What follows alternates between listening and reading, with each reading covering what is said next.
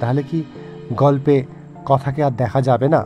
কথা কি আর ফিরে আসবে না? এভি আর কথা কি এবার আলাদা হয়ে থাকবে? আপনি দেখছেন বিনি পয়সায় বিনোদন। বাড়ির সকলের কথায় অবশেষে রাজি হয় সিঙ্গাপুর যেতে কথা। তিমিরের গাড়িতে করে সকলে মিলে এভির গাড়িকে ফলো করে পিছনে ছুটতে থাকে। সেখানে হঠাৎ যখন গাড়ি থেকে কথা নেমে আসে এবং সকলকে দেখে এভি অবাক হয়ে যায়। তারপর কথা যায় এভির কাছে। এভি যখন জানতে পারে কথার না যাওয়ার কারণটা, এবং তখন সে ভীষণ কষ্ট পায় এবং বলে, তুই আমাকে বলিসনি কেন? এত কথা বলিস আর এই কথা বলতে পারিসনি?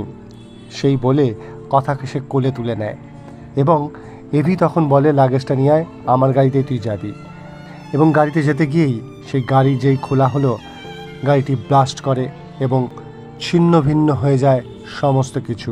কথাকেও খুঁজে পাওয়া যায় না। চিৎকারে ফেটে পড়ে এভি।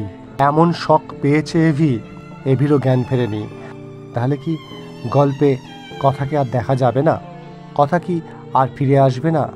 এভি আর কথা কি এবার আলাদা হয়ে থাকবে?